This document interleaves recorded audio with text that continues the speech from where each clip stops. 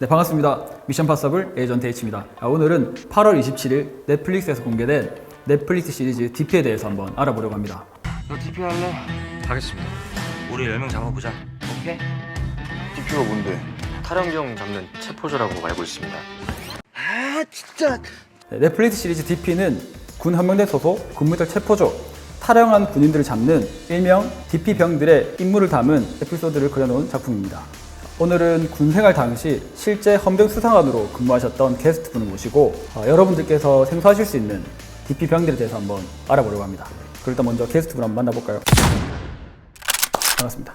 네, 약간 좀 긴장하신 것 같은데. 많이 긴장했죠. 괜찮습니다. 일단 앞에 보시고 소개 한번 부탁드려도 될까요? 네, 안녕하십니까. 저는 해군 헌병수사관으로 7년 3개월 정도 군생활하다가 전역하게 된 오근이라고 합니다. 반갑습니다. 알겠습니다. 그러면 이제 오늘 지금부터 본격적으로 DP병에 관련된 좀 이야기를 한번 나눠볼까 하는데, 저희 유튜브를 보시는 시청자분들 그리고 넷플릭스 시리즈 DP를 보시는 분들께서도 DP가 과연 뭔가 궁금하시는 분들 계실 텐데, 혹시 DP가 뭔지 한번 설명해 주시면 감사하겠습니다. 네, 해군 부사관 출신 저도 처음 듣는데, 저희 같은 경우에는 보통 군무이탈 체포조라고 부르는데, 군무이탈 체포조는 이제 군무이탈자, 즉 탈영병에 대해서 검거를 하러 다니는 인원들을 말하거든요.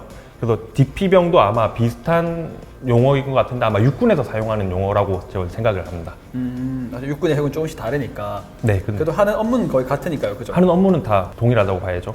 그럼 작품 초반을 보다 보면 이제 헌병으로 차출된 안준호 이병이 DP병으로 차출된 장면이 나오는데, 실제로는 DP병을 뽑는 그런 차출되는 기준이 따로 있을까요? 예를 들면은 뭐 운동을 잘한다, 네. 아니면 뭐 유단자다, 운동수 출신이다.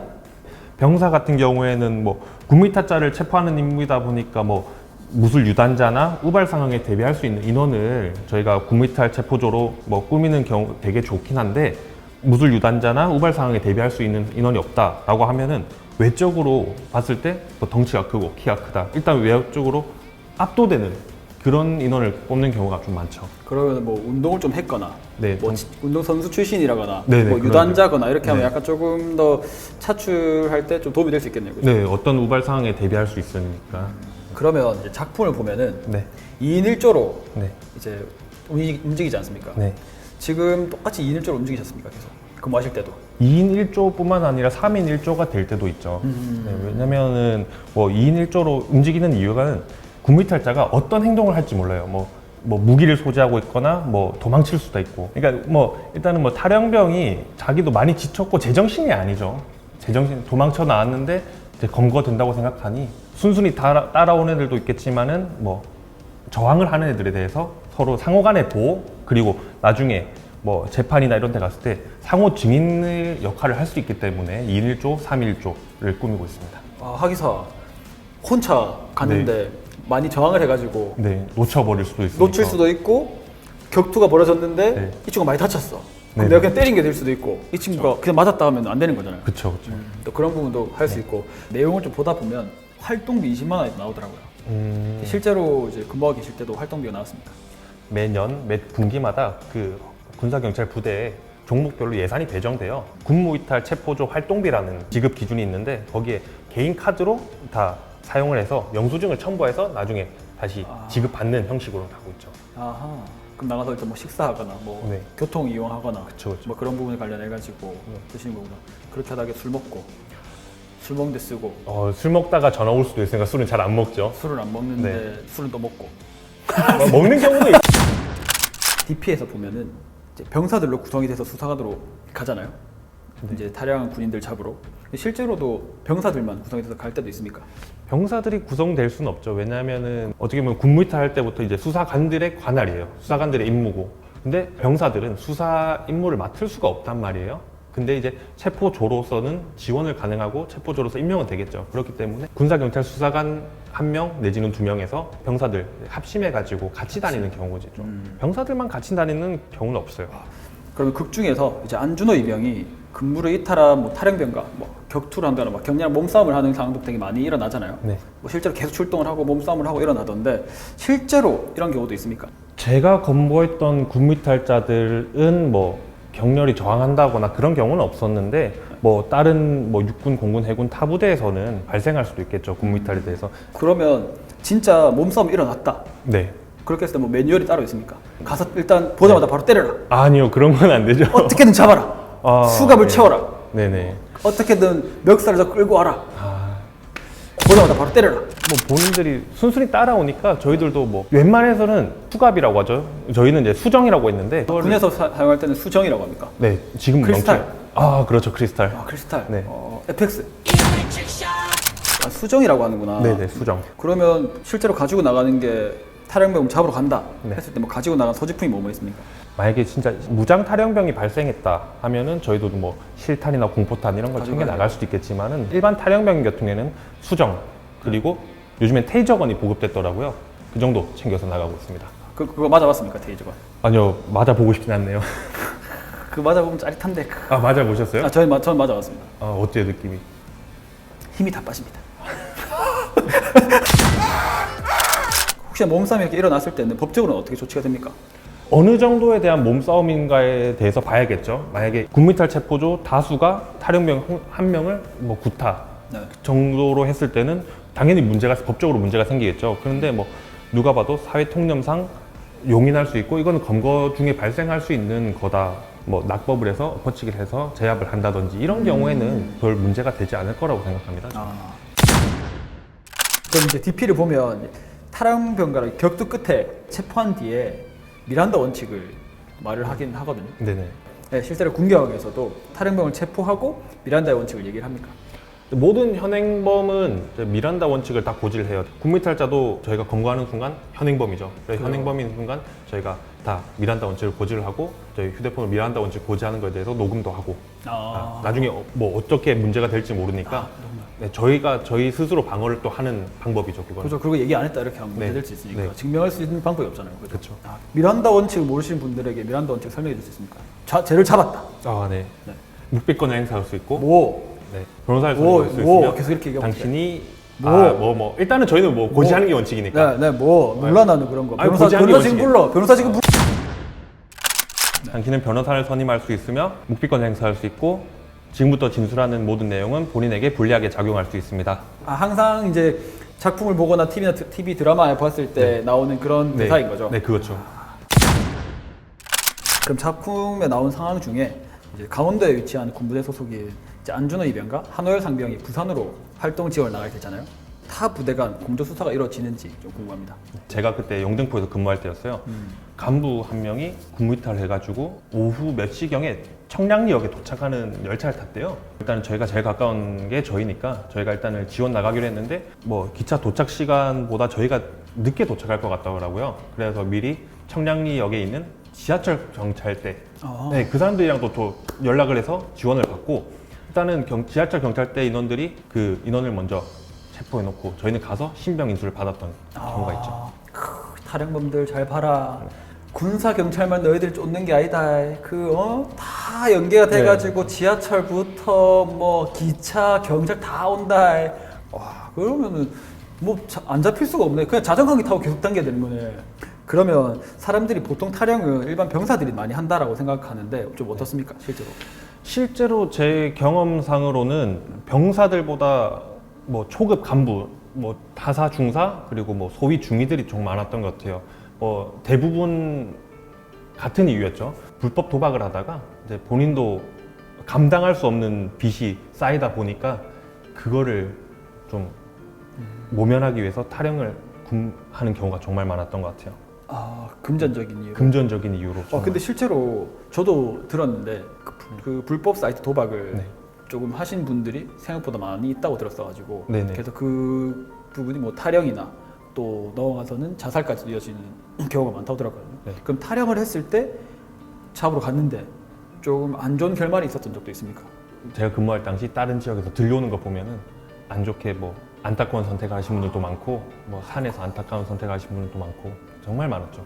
그런 분들은. 그럼 실제로 병사분들이랑 간부분들의 그런 탈영 사유가 조금은 다르긴 하겠네요. 네, 간부들 같은 경우에는 아까 말씀드렸다시피 네. 뭐 금전적인 문제지만은 병사들 같은 경우에는 일단 휴가를 나갔다가 복귀하지 않는 경우가 제일 많아요. 아 들어가기 싫지. 네, 들어가기 싫죠. 네, 그래가지고 뭐 보면은 탈영하는 아예 부류가 아니죠. 그러면 이제 오구님도 계실 때 그 외에 또 나보다 계급이 높은 분들을 또 검거했을 때 있을 거 아닙니까? 네네.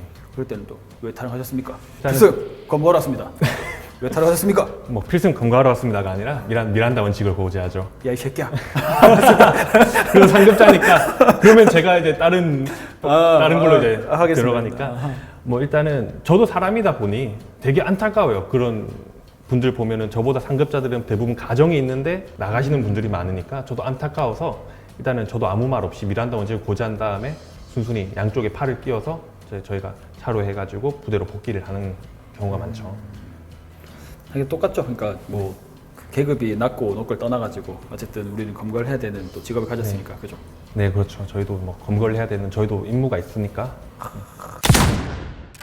그럼 DP를 보면 DP 병들이 영장을 이제 발부받아서 탈영병 감청을 한다든지 하는 모습들이 조금 보이던데 실제로도 많이 합니까?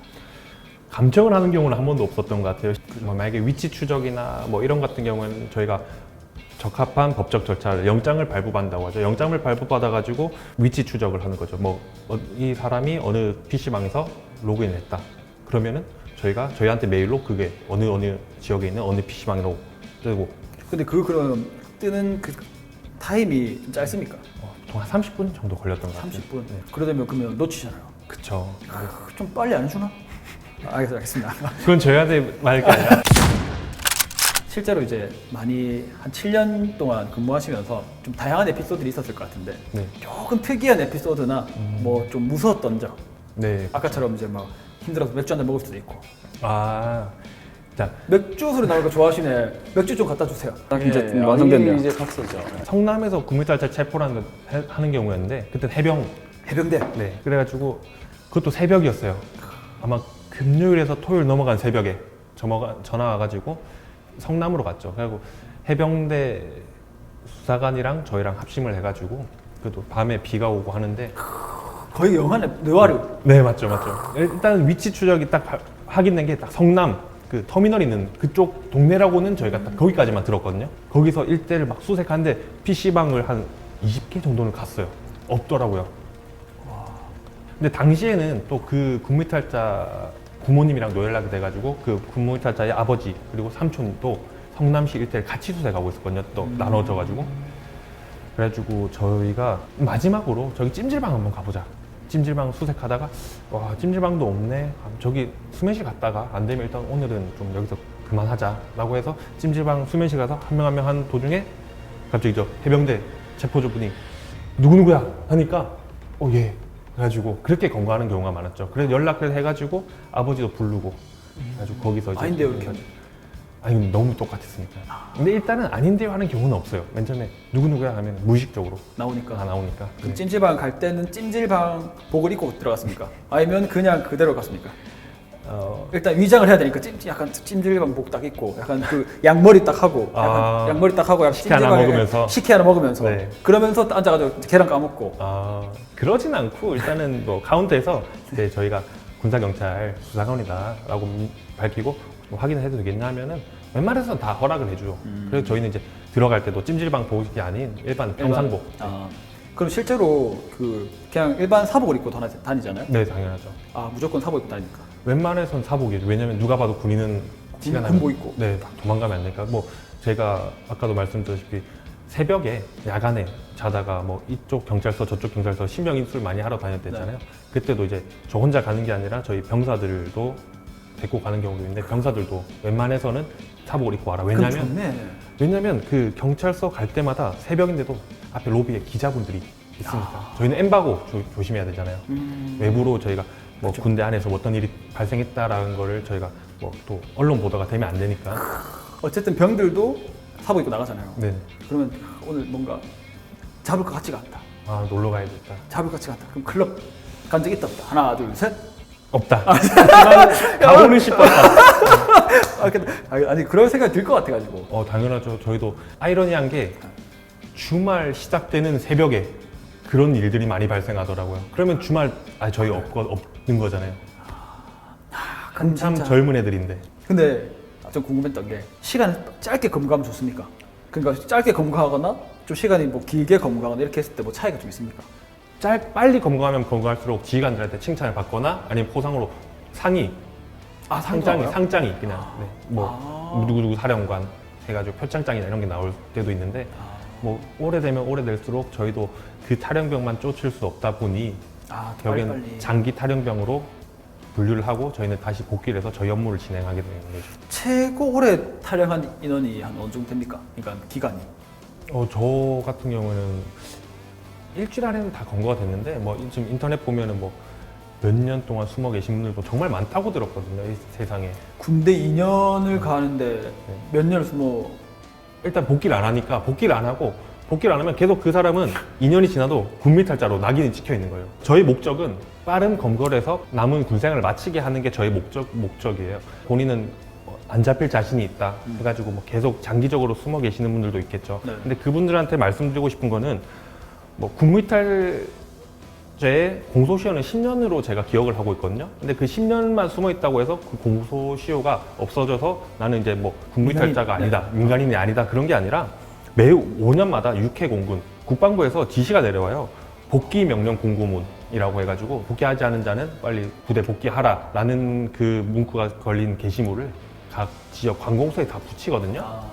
그리고 그런데도 복귀를 안 했다. 그러면 이제 군무이탈자들은 그때부터 군무이탈자가 아니라 명령 위반죄로 해가지고 평생에 계속 명령 위반죄. 네, 명령 위반죄로 해서 계속 이어가게 되는 거죠. 와, 굉장한 친구네, 그런 친구. 공소시효가 없다고 봐야죠 결국에는. 그러니까 결과가 없는 거네. 그러니까 어쨌든 계속 추적이 해야 될 거야. 네. 와, 그럼 바로 정혜인님 불러야 되겠네. 정혜인님 바로 부르고. 정혜인님 오면 정혜인님 보고 싶어가지고 나올 수도 있잖아. 충성. 네, 여러분 오늘은 실제 군사경찰 수사관으로도 근무하셨던 우리 또 오근님과 함께 저희 촬영을 좀 진행을 해봤습니다. 그 내용 안에 그래도 실제로 근무하셨던 오근님의 또 경험을 바탕으로 여러분들께서 좀 궁금하신 그런 부분들을 한번 이야기해봤는데 저희 이야기와 좀 참고하셔가지고 좀 시청하시면 좀 더 재미가 가중되지 않을까 생각을 합니다. 탈영범을 체포하는 내용을 다룬 시리즈이기 때문에 엄청 무겁게 보실 수도 있지만 또 이런 부분들을 조금은 어설퍼 보이는 주인공들을 활용해서 남녀노소 즐길 수 있는 코미디로 만든 것 같아서 상당히 좋았습니다. 각 에피소드별로 다양한 성향의 탈영병들이 등장하고 또 그들을 추적하고 체포하는 과정에서 주인공들이 느끼는 생각이나 감정 변화를 함께 또 느끼면서 DP를 보시면 훨씬 더 재밌게 시청하지 않을까 생각합니다. 웹툰 원작 작가인 김보통 작가님도 시리즈 작가님으로 참여하셨다고 하니 기대하셔도 좋을 것 같습니다. 넷플릭스 시리즈 DP 앞으로 어떤 이야기들이 흥미진진하게 나올지 넷플릭스에서 직접 확인하셔도 좋을 것 같습니다. 이상 미션 파서블 에이전트 H 오근이었습니다. 감사합니다.